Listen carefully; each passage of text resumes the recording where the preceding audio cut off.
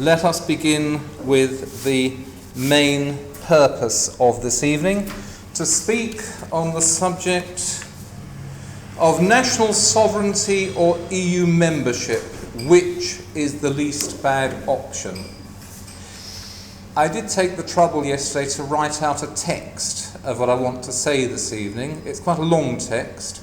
I don't propose to read it to you because that would be unbelievably boring, but the text will be available on the INESS website. It'll be available on my websites in due course, and it'll be in other places if you want to read what I will talk about this evening.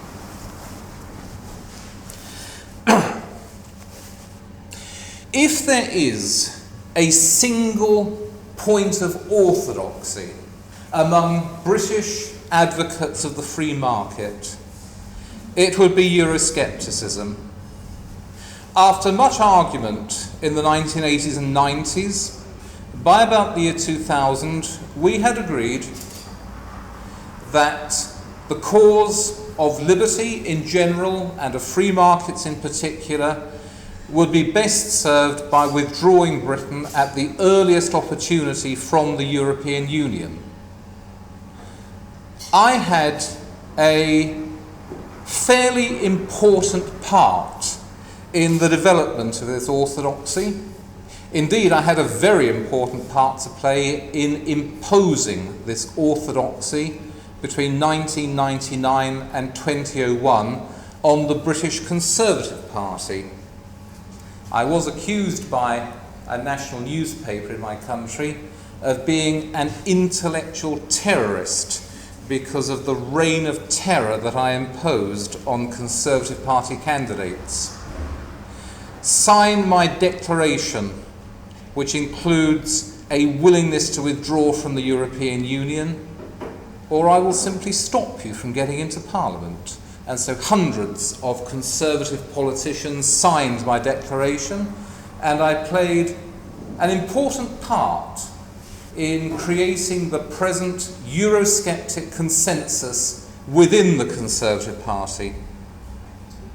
Well, it's no longer 1999, it's no longer 2001, it is 2014.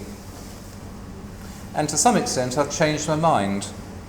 I still believe that the degree of economic, political and social freedom that I want for my country are incompatible with British membership of the European Union. I still believe, as a long-term objective, that Britain should leave the European Union. But God get us out of the European Union, but not just yet. There will in the next few years be a referendum on British membership of the European Union. I'm not sure how I shall vote in that referendum. What I can say, however, is that if there were a referendum tomorrow on our membership of the European Union, I would, with the greatest regret and a certain amount of guilt, vote to stay in the European Union. Now, I am always very honoured to be invited here on my August family holiday to speak to a very distinguished audience of Slovaks. And I am particularly honoured and pleased that I have been invited here this year and allowed to speak on the subject of the European Union. And although much of what I have to say is rather domestic, it's very much concerned with English or British affairs, since we are all fellow citizens of the European Union, I do hope that what I have to say tonight will be interesting and perhaps even relevant. This being said, let me turn to the matter of what is so bad, in my belief, about the European Union. Why don't I like it? Why was I so passionately committed until fairly recently to leaving the European Union? Why do I still dislike it? And the answer is not, as many British Eurosceptics keep insisting, that the European Union is a conspiracy by those bloody foreigners to turn our country into a slave state. The European Union is not a conspiracy of French and German politicians. It's not a conspiracy of bankers. It's not a conspiracy of low-grade foreigners to drag us, the Great British, down to their level. In no sense is membership of the European Union an external conquest of my country. In no sense has British sovereignty been abolished by a membership of the European Union. The European Union is not an external conspiracy against my country. The European Union is an enabling device by which the ruling class of my own country has lifted itself above all effective accountability. The European Union is the means by which my ruling class has mounted a constitutional coup against the historic traditions and historic liberties of my country. Rather than continue with this fairly abstract analysis, let me give you an example of how the European Union is used as an excuse for despotism by my own ruling class. The English Weights and Measures is, to you Europeans, probably a rather strange and eccentric and even perhaps a silly system. 1 inch is the average length of an adult male's top thumb joint. That's an inch. 12 inches make 1 foot. 3 feet make 1 yard. 1,760 yards make 1 mile. 5,280 feet make 1 mile. 63,360 inches make 1 mile. I'm not talking about secondary measurements like rods, poles, perches and furlongs, which somehow fit into that system. And I won't mention our equally eccentric system of weights: ounces, pounds, stones, hundredweights, tons. Oh, don't forget grains and millions either. All I can say in defence of the system is that it works. Don't forget, the Americans got to the moon using that system, and no one else has ever managed that. It's also very popular. We have been considering since the 1790s whether or not to accept the metric system. Every time the suggestion was made and openly discussed in Britain, it was rejected. The English system works despite any abstract objections you may have to it, and it is very popular. And then, in the 1990s, a coalition of bureaucrats with tidy minds and big business interests decided that their interests would be well served by a scheme of compulsory metrication. We would be forced to stop using our historic system of weights and measures and forced to use the metric system instead. Now, if this change had been incorporated into a parliamentary bill and taken onto the floor of the House of Commons and then the House of Lords and had been extensively discussed in the media, the protests would have flooded in. The politicians would, as so often in the past, have backed off. And so our membership of the European Union was used as a way of imposing metrication on my country. There is a European directive from 1989 which says that all goods which are sold throughout the European Union must be clearly labelled in metric measurements. Not unreasonable. If you're going to sell bags of sugar in England, in France, in Germany and in other countries, since most of those countries use the metric system, it should be labelled in metric to tell people what they're buying. This directive says nothing about the system of weights and measures that must be used for internal trade in any one of the member states. It says nothing at all about the abolition of pounds, ounces, feet, inches, yards, poles, perches, rods, furlongs, grains, minims, or any of our other measurements. The Europeans are not interested in how we choose to sell bananas in England. But we were told the European Union requires us to metricate.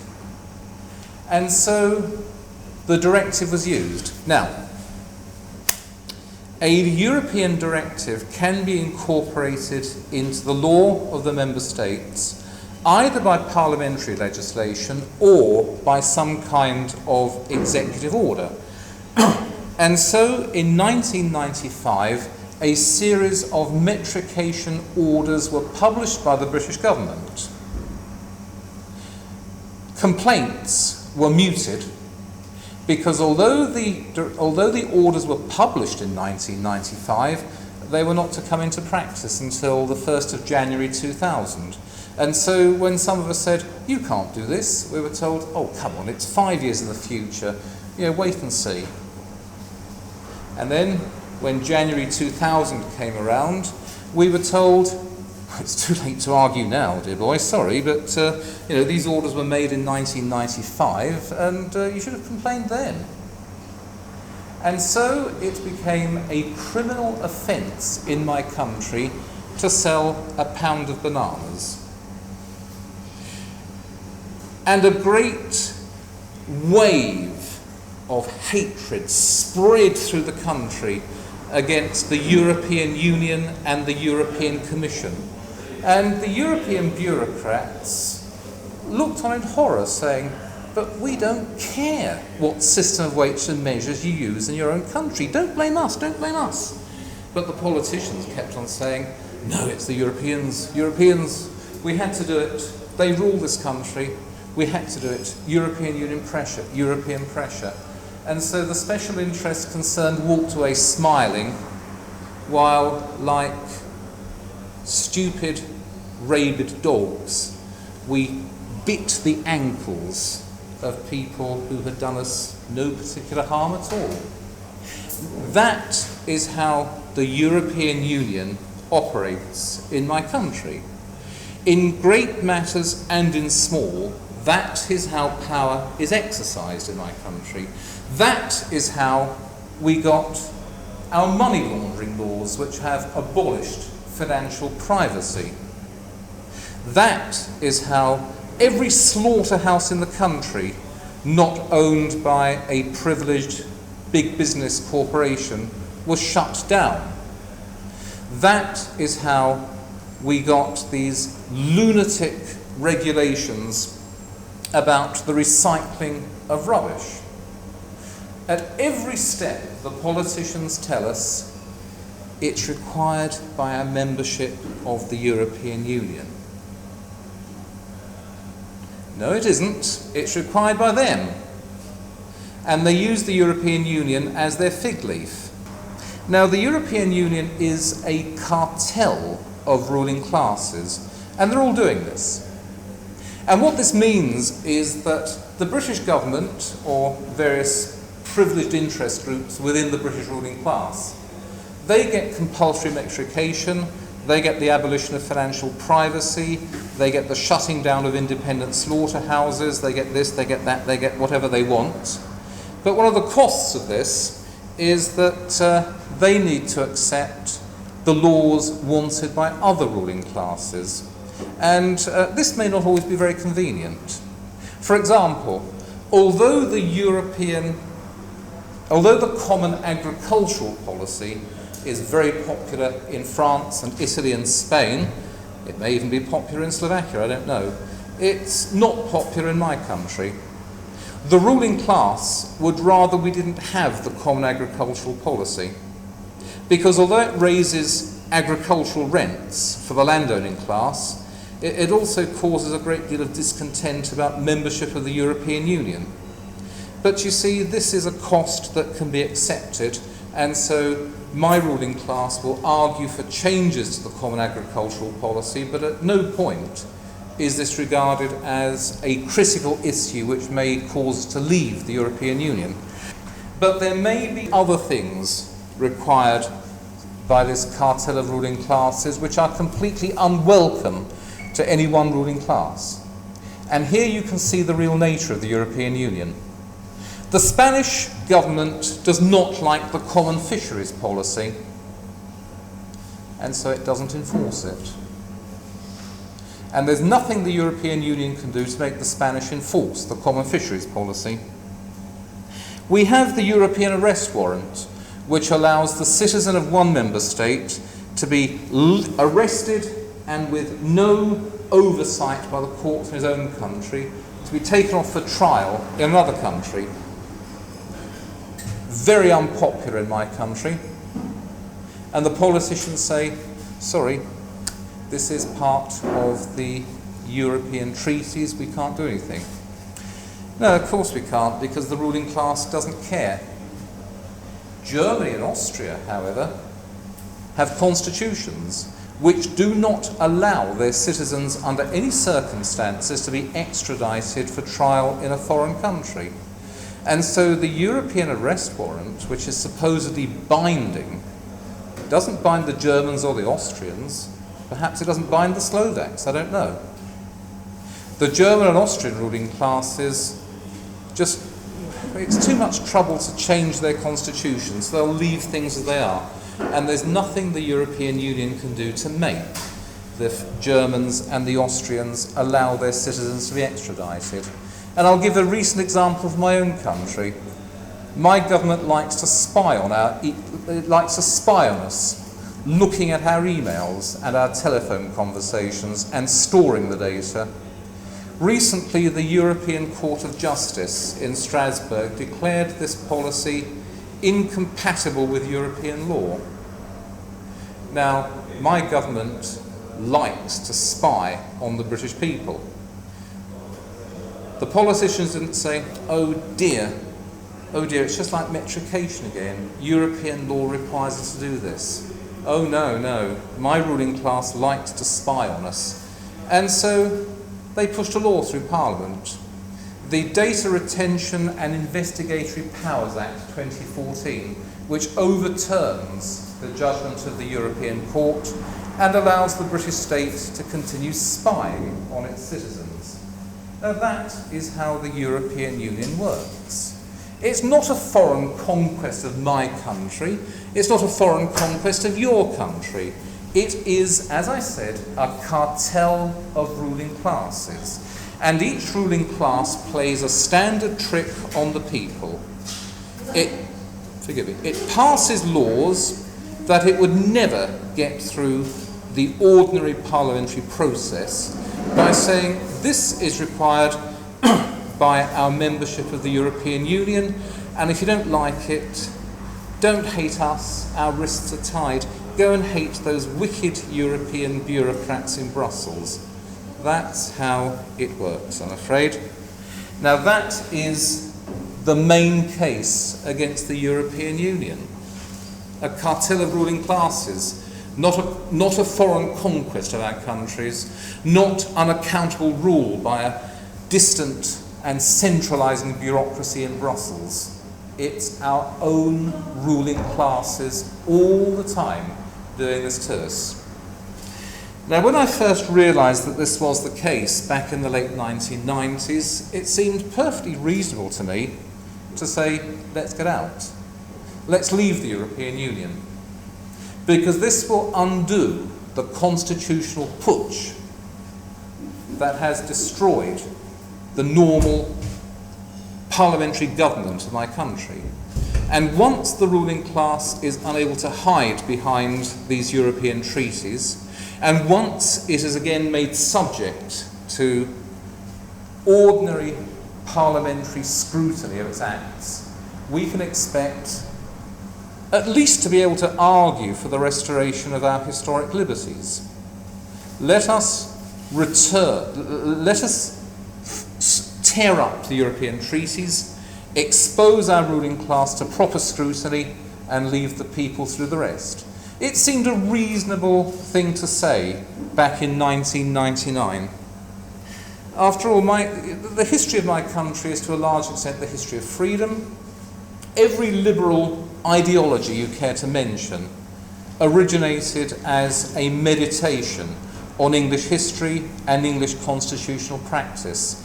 If you had told me at the end of the 20th century that we would not be more free outside the European Union, I would have laughed at you. Well, I was wrong. That was then, and this is now. My country is an increasingly sinister and absurd police state.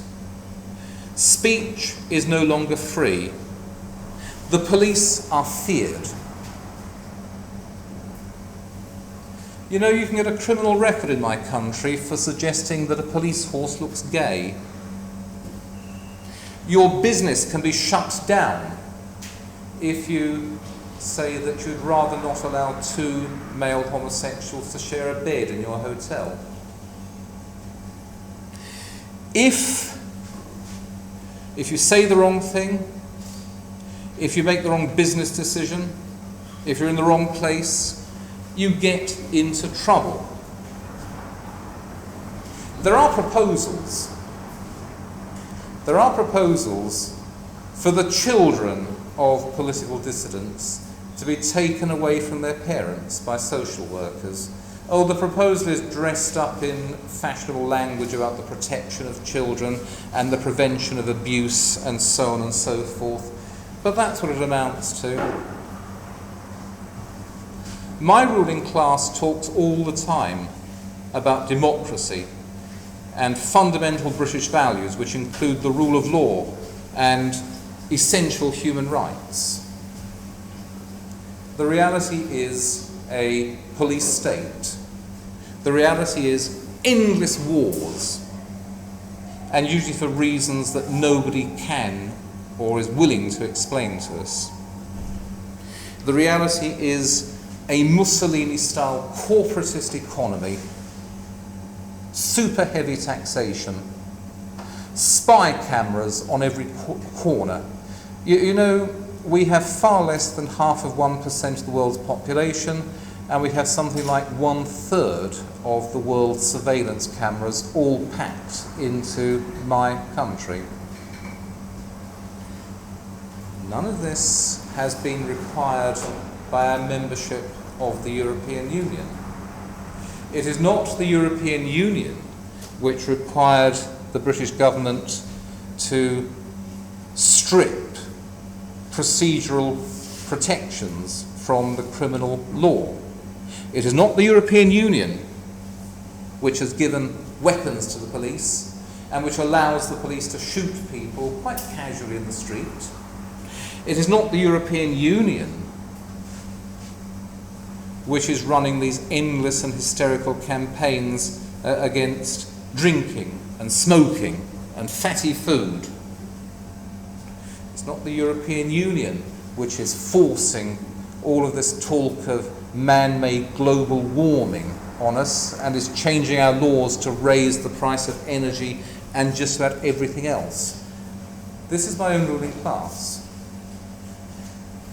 And it's not the European Union which seems to have turned most of my fellow citizens into lunatics, screaming about paedophile conspiracies in high places and quite often demanding a still more restrictive police state than my ruling class is so far willing to give us. This has nothing to do with the European Union. This is something we've done to ourselves. Now, why have we done it to ourselves? Well, there's one way of looking at British history during the past. Let's take English history, forgive me. There's one way of looking at English history during the past 400 years, and this is to see it as the struggle for supremacy between two groups of people, whom I will call, for the sake of shorthand, the Puritans and the Libertines.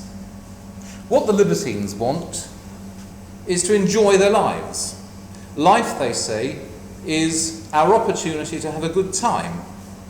And if other people want to have a good time in a different way, good luck to them. I don't care. You leave me alone, I leave you alone. We make the best of things as we judge them.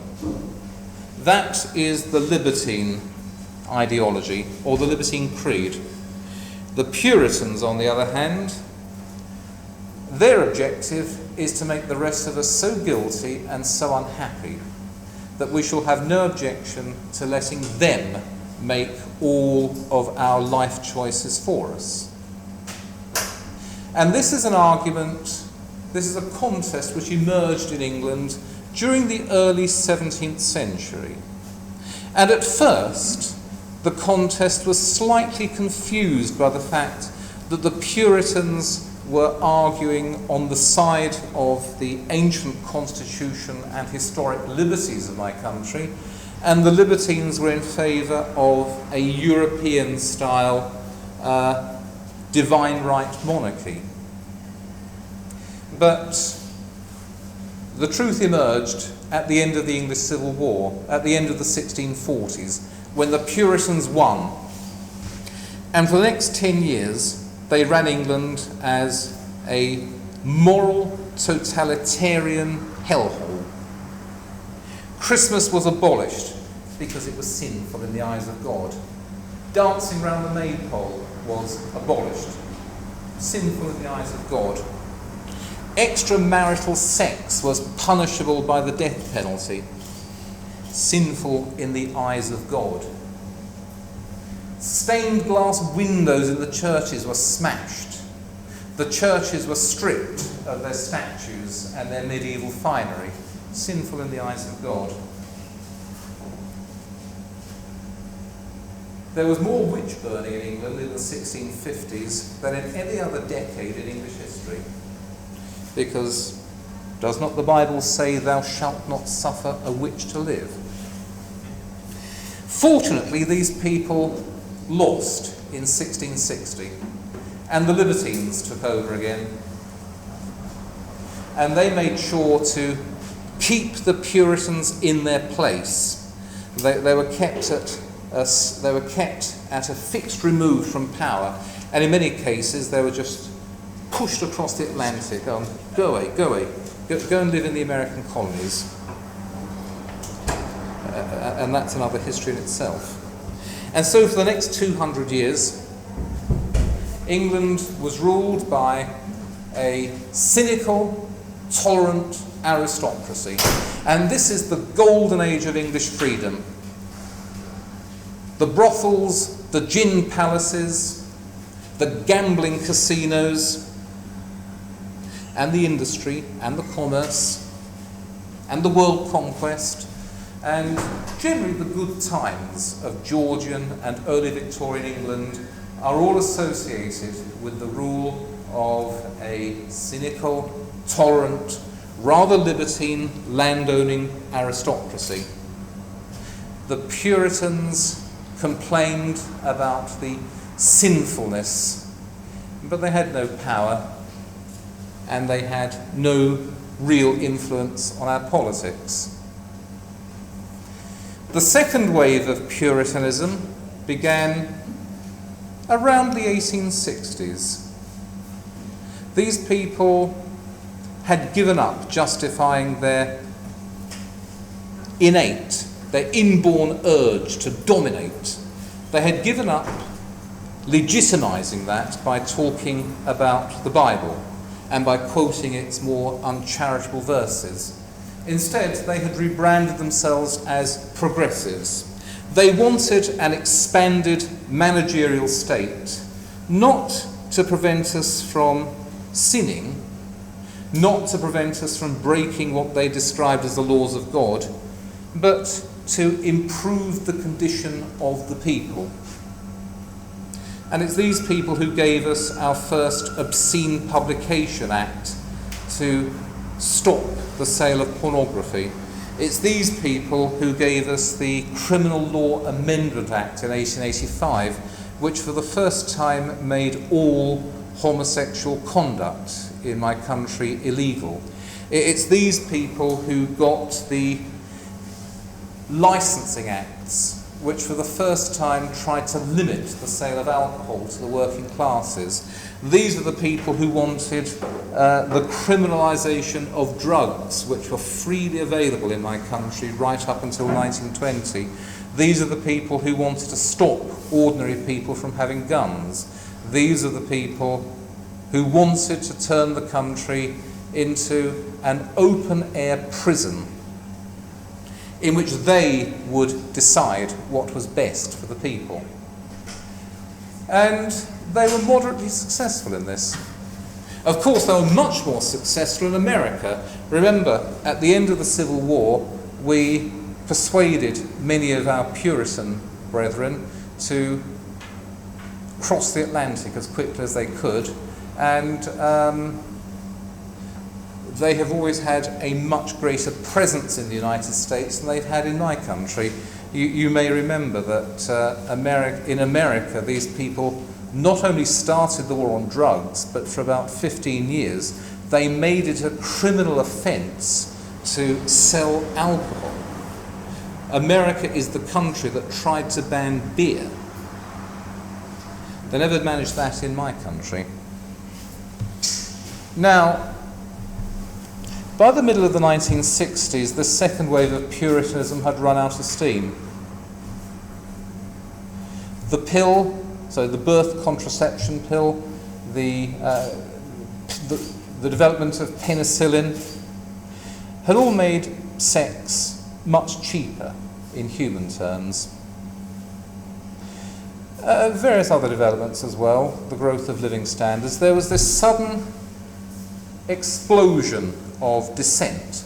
An entire generation rejected the ways of the past. The men grew their hair much longer. The women lifted their skirts much shorter. There was much more sex. There were many more drugs. Lots of music. Not my taste in music, I must confess, but it doesn't matter. Flower power. Objection to war, an enormous growth of tolerance. And every time somebody with short hair and a collar and tie got up and said, you know, all this permissiveness is destroying the country, and what we need is a return to firm moral values. What we need is to get all these young men into the army, and these women, they should be at home cooking dinner for their husbands. They were laughed at. You know, there's no dissent as corrosive as humour. Instead of shouting at people saying, I hate you, I want to hang you, I want to put you against the wall and shoot you, I want to dance on your grave. I mean, it's rather nice to say that to some people, and I've spent a fair bit of my life doing it, but there's nothing that works as well as simply laughing at people, making them look ridiculous. And that's what happened to the Puritans in the 1960s and 70s. Now this brings me to the cultural Marxist hypothesis. This is increasingly associated in Britain with Euroscepticism, and once again I've had quite a large share of the responsibility for this. My book, Cultural Revolution, Culture War, introduced the cultural Marxist hypothesis to England and made it very popular. I don't think the Eurosceptics entirely understood it, because they somehow managed to identify this with the European Union. So, what is the cultural Marxist hypothesis? It's this. Classical Marxism, that's the Marxist-Leninism with which some of you may have grown up, died in the 1980s, but it was dying in the 1960s and even the 1950s. That doesn't mean, however, that Marxism in itself has withered away. No. People no longer read Lenin and all of the luminaries of the Soviet Academy of whatever. Instead, we've had the rise of neo-Marxism. European philosophers, people like Antonio Gramsci, Louis Althusser, Herbert Marcuse, Michel Foucault, people like Adorno, all manner of European Marxist intellectuals. They didn't talk in classical Marxist terms about the internal contradictions of capitalism and the dictatorship of the bourgeoisie. They spoke about taking power and holding power by bringing together a coalition of the oppressed. And this meant that instead of talking about the interests of the working class, Marxist intellectuals should talk about the horrors of racism, sexism, patriarchy, homophobia, transphobia, lookism, and all of the other horrors of political correctness. Now, many of the British Eurosceptics say that political correctness or neo-Marxism or cultural Marxism, call it what you will, all of this is being imposed on us from the European Union. And they point to European politicians and working parties in the European Parliament which are publishing things about it. No. Classical Marxism has much more intellectual power behind it than neo-Marxism. Whatever you think of them, men like Marx, Engels, Kautsky, Lenin, these were first-class men. They were great men in their own way. And yet they had no intellectual influence in England or America. Classical Marxism, politically, in the English-speaking world, has had about the same status as stamp collecting or train spotting, the interest of an inconsiderable minority. If cultural Marxism or political correctness has become the hegemonic ideology of our age, this has nothing to do with the inherent abilities of Antonio Gramsci and Michel Foucault and Louis Althusser and all the others. There's something else at work. And it's the Puritans, the Anglo-American Puritans. In the 1960s, their belief in traditional moral values was under threat. People didn't believe it. And so, just as these people were looking for a new legitimizing ideology, there was political correctness in its earliest flowering, just ready. A marriage made in hell. Anglo-American Puritanism and European neo-Marxism. And of course, took over the world, or at least it took over the English-speaking world. Now, mind you, if you look at people like Gramsci, Adorno, Marcuse, Foucault, and so on, they were all socialists in the classical style. They didn't believe in free markets. And they also were not that worried about things like smoking, drinking, eating meat, and drinking coffee, and hunting, and so on. But by the time the generation of Tony Blair and Bill Clinton came to power in England and America, all of that socialism had disappeared. Instead, the political correct hegemony was quite in favour of heavily regulated capitalism. And although the neo-Marxists themselves were absolutely indifferent to things like smoking, drinking, and what have you, the politically correct of the 1990s, they were fanatical about the evils of smoking, drinking, eating fatty food, drinking coffee, hunting animals, and touching women's bottoms. And so you see, if England has become a soft totalitarian police state, this has nothing to do with the European Union. The wind is not blowing across the English Channel from Brussels or Paris or Berlin. Oh no. The wind is blowing from London.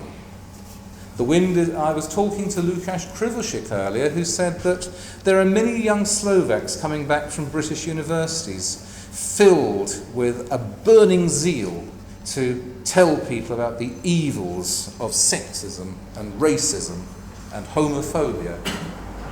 The wind is blowing from London, and ultimately the wind is blowing from Harvard and Berkeley and New York and Washington. It's an English-speaking thing.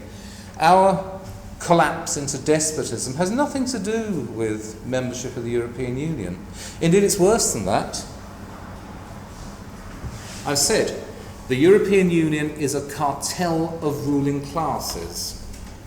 Although the British ruling class can do all manner of awful things to me and my people, there are many awful things that it can only do by agreement with the other ruling classes. Things like minimum pricing for alcohol, which is a big issue in England at the moment. Things like banning allegedly violent pornography. That's any sexually arousing image where it looks as if somebody is not having total fun. Plain packaging for cigarettes, so that when you go to buy some cigarettes, all you see is a series of grey boxes with little tiny lettering on them.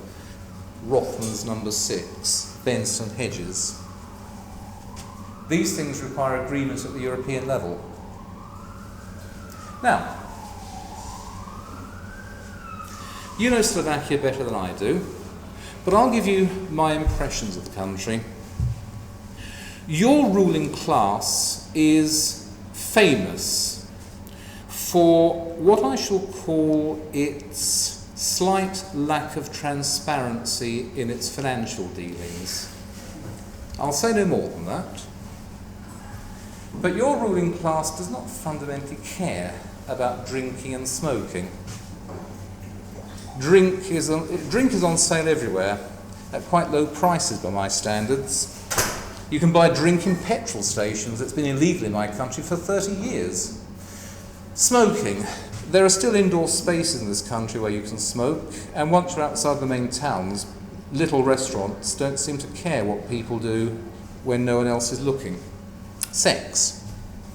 You are supposed to be much less liberated in this country than we are in England. And there are no laws in this country which require you to give two homosexuals a bed in your hotel. And if you laugh at homosexuals, you won't go to prison. However, Slovakia is one of the world's main centres for the production of gay pornography. George Duroy, a Slovak libertarian, is the owner of Bellamy Films, which is famous throughout the English-speaking world. Two of his models, Dolph and Roger Lambert, are cousins, and he often films them having sex with each other. And there are two other models whose names escape me for some reason, who are said to be twin brothers, and they're filmed having sex with each other, and they're under the age of 21. I haven't noticed the Slovak police breaking into the film studios and arresting everyone. I haven't noticed your newspapers screaming all the way to heaven for censorship laws and for this filth to be driven out of your country. And the reason for that is not that Slovakia is a libertarian paradise, but because your ruling class has different concerns. I won't elaborate on what those concerns are, but they are not the same concerns as drive my ruling class.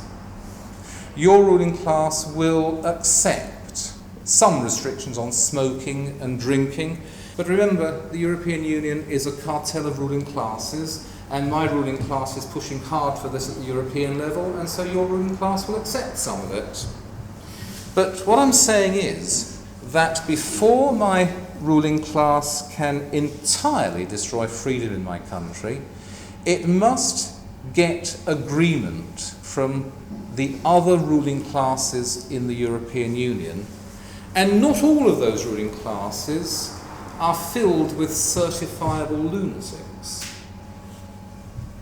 And so what I am forced to conclude is not only that the European Union has had nothing to do with the enslavement of my country, but membership of the European Union is a barrier to the complete enslavement of my country. And that has forced me to reconsider the opinion I formed in the late 1990s about the European Union. Now, I'm not the only person who is reconsidering our Eurosceptic principles.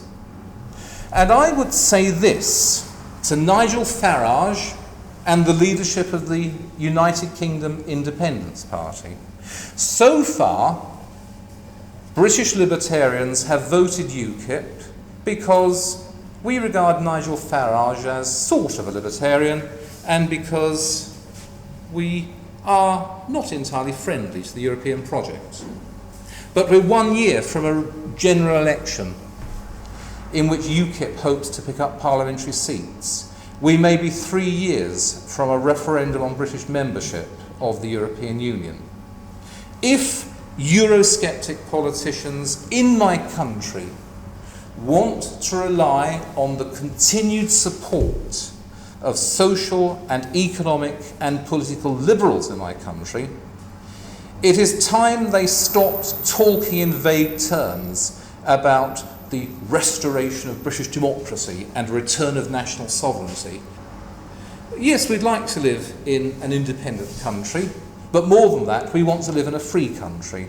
And we want to know from these Eurosceptic politicians what specific assurances they will give us that a Britain outside the European Union will not simply become a dream come true for the third wave of Anglo-American Puritans. And so, on that point, I will thank you for the great patience you have shown in listening to a speech which may be relevant at its edges to your situation in Slovakia, but which has chiefly been about developments in a country 1,000 miles to the west of where we stand tonight. So with that, ladies and gentlemen, many thanks, and I look forward to any questions you may have to ask. Thank you.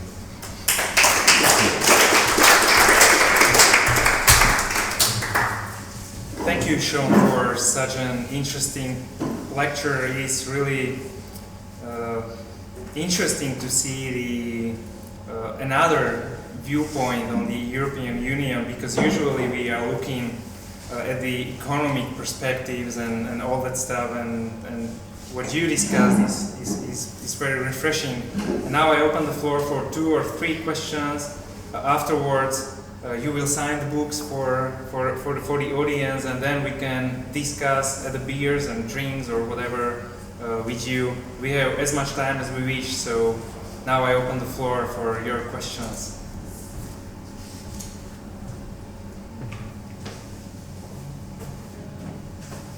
I would like to know your opinion, why it is, for instance, for your ruling class so important, for instance, to nearly ban the cigarettes, for instance. Why is it so important for my ruling class to ban cigarettes? Or alcohol. Or alcohol? It's quite obvious that you don't know England and America and the dispute that has been going on for a long time between Puritans and libertines. Cigarettes must be banned because they're bad for you. And ordinary people cannot be expected to understand how best to run their lives. And alcohol is bad for you as well.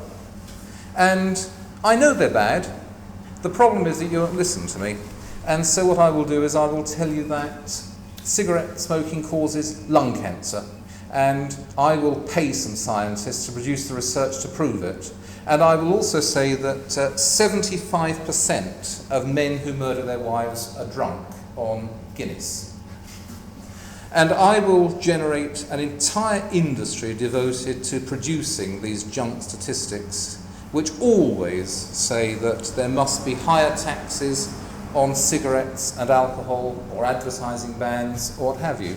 These people are driven, just like a zombie shambling through a shopping centre is driven to feast on the warm flesh of the living. So these people are driven to run the lives of other people. And the best way to make people obey, if you can't point a gun at them, is to make them feel guilty. And if people will no longer feel guilty because you quote the Bible at them, you can tell them how all of these statistics prove that alcoholism causes racism or something. That's why they want to ban cigarettes. It is their legitimizing ideology. If you have never lived in the English-speaking world, if you don't follow debates in the English-speaking world, it's hard to understand the passion with which people argue for these things, but that is what is happening. Gentleman there in the check shirt. I would like to know whether you don't consider Hungary as a counterexample to your argument that the EU structure will prevent any country from slipping down to some totalitarian way. Recent statements of Mr. Orban where he's going to create an illiberal democracy. He has changed the constitution in several ways to limit the freedom of the media, of non-profit organizations. Isn't it a counter example of what you were saying? It might be a counterexample. My difficulty is that I know absolutely nothing about Hungary, and so it's difficult to comment. What I will say, and this may answer your question, is that the Hungarian ruling class may not be fundamentally interested in continued membership of the European Union, or perhaps it is quite assured that because of its central position, it cannot be expelled from the European Union, whereas my ruling class needs the European Union as a legitimizing tactic for its rule. And my ruling class, because my ruling class needs the European Union, it will not disobey the European institutions in quite the same way as the Hungarians do. Britain and Hungary are different countries, different cultures, different kinds of ruling class, different geographical positions. That's not a very good answer, I'm afraid, but it's the only one I can give you. I'm sorry.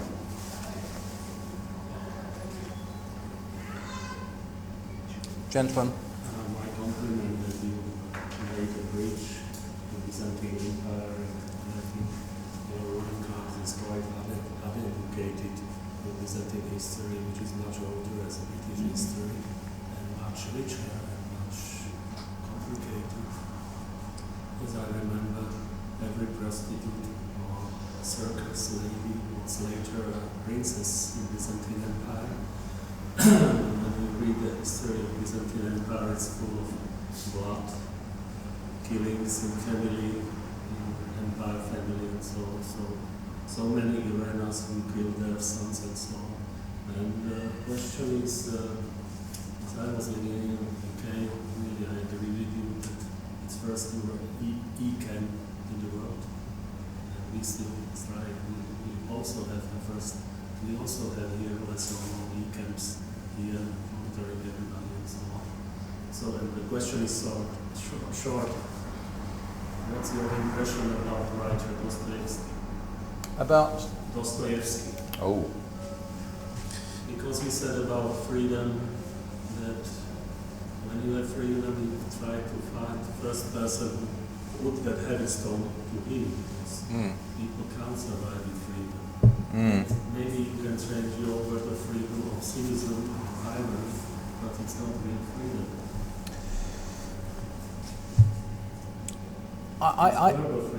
Yes, I think my problem is that as an Englishman, I am not very metaphysical and I'm not very deep. If you ask me what is freedom, freedom is the right of consenting adults to do as they please. Whether there is any moral content to this is quite irrelevant. If people want to drink themselves to death, well, I'd rather they didn't, but it's their business. If people want to dye their hair green or behave like Conchita Wurst and have a beard and a penis, but also have a dress and insist that he or she is a woman, well, if that's what people want to do, I suppose that's freedom. The much more complex explorations of the human condition that you find in Dostoevsky and Russian novelists is embarrassingly high over my head, I'm afraid. And I think that's one reason why Russians have always looked down on England. We are a bourgeois country, a country of shopkeepers, not of philosophers. So I told you what I mean by freedom, and I do believe it's a good thing. For instance, when I was living there, you, for instance, don't understand modern art, European modern art of 20th century. And I visited, for instance, a Tate Modern with my personal views. We really missed the weakness of modern art. I'm afraid modern art is... Expressing its conversations. I'm afraid modern art is over my head as well. When I look at these shapeless statues and these pictures where perhaps it goes this way up or this way or that way, I'm afraid they're nothing at all for me. I like 19th century representational art. I like tonal music. I like statues of people and dogs and things. I think the greatest living artist in England is Jack Vetriano. And if I were to come to power as the front man for a military coup in England tomorrow, one of my first acts would be to cut off all state funding to the Tate Modern, and indeed to sell the various exhibits to American and European businessmen with more money than sense. I'm afraid that I am a bourgeois Philistine. The artistic developments of the 20th century have passed me by.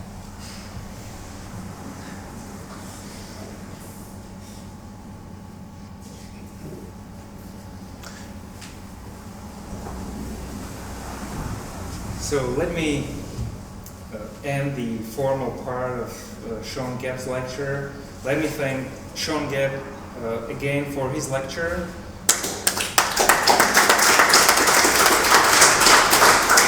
Let me also thank Aktuality.sk web portal, who is the media partner of this event, and let me thank you for your attention. Now we can come up to the signing of the books.